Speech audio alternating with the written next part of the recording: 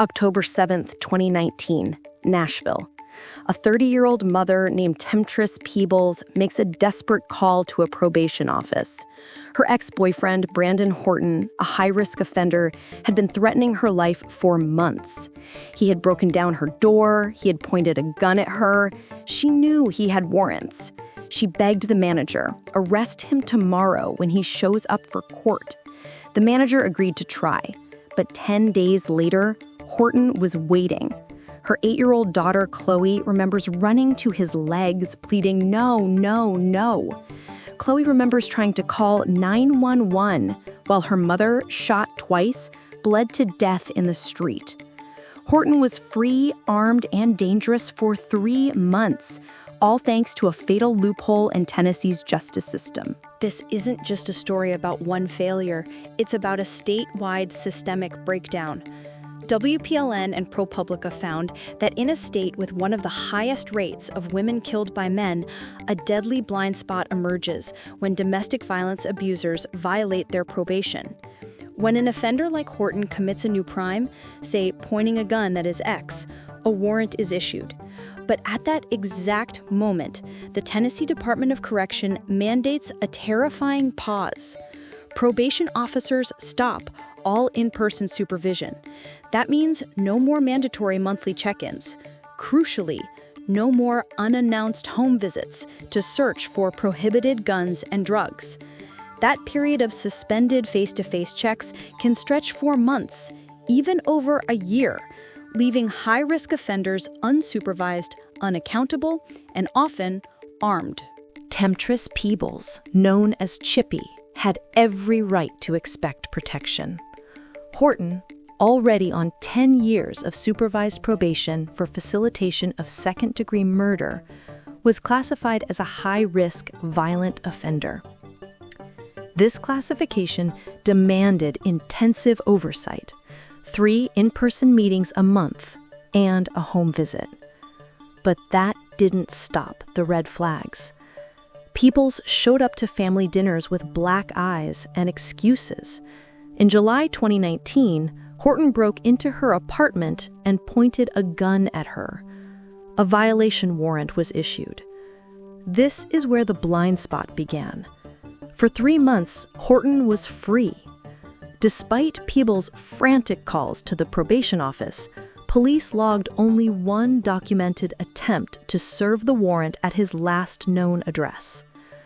When a decision is made to simply wait for the offender to make a mistake, say a traffic stop, it turns a high-risk case into a passive clerical wait. The system's failure is not confined to one city or one tragic case. The investigation reviewed hundreds of fatal domestic violence shootings across Tennessee's 5 most populous cities between 2017 and 2023. The findings are staggering. 1 in every 4 victims was allegedly killed by a suspect who was legally prohibited from owning a firearm. 16 of those killers were actively on probation when they pulled the trigger. Why were they not caught earlier?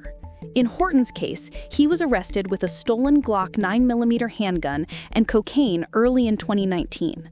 Being a felon and a probationer, possessing a gun is a mandatory violation. Yet Judge Jennifer Smith returned Horton to supervision instead of revoking his probation and incarcerating him. In at least 2 other domestic homicide cases in 2021, the killer had been caught with a gun prior to the shooting. This signals an alarming reality. Even when the system catches a high-risk abuser with an illegal gun, it often fails to take the weapon and incarcerate the offender. Why does this continue? 2 major forces are at play. First, the massive caseloads. In Memphis and Nashville, probation officers handle an average of at least 65 cases annually, a mix of high, medium, and low risk. This overwhelming load prevents the deep focus high-risk cases require. Former officer Derek Finch, who supervised Horton, admitted he had over 100 offenders at one point, saying he couldn't keep up with the caseload anymore. Second, judicial leniency. Judges have the power to revoke probation for a gun violation, but they often choose to return the offender to the community. Experts warn that abusers who wave that flag to us to say, hey, I'm out here practicing all of these high-risk behaviors, are telling us they're about to murder. Yet time and again, the flag is ignored. The outcome of this bureaucratic gap is nothing short of tragedy. The investigation identified at least 6 young Black mothers, aged 20 to 31, who were shot to death during the exact period of this supervision pause between 2019 and 2022. 12 children were left without a mother. One victim was shot while her 2-year-old daughter lay nearby. Another, a mother of 3, was found in a creek days before Christmas with a purple domestic violence bracelet still around her wrist. These were preventable deaths. The probation department's mission, according to its own documents, is to ensure public safety. By halting unannounced home checks when the danger is arguably at its peak, the department ensures the opposite. Temptress Peebles' mother, Karen, summarized the failure. The system did her wrong. If the police department had did their job and the probation office had did theirs, I think it could have been prevented. The police department claims wanted persons are hard to find. The probation officer claims his hands are tied once the warrant is filed.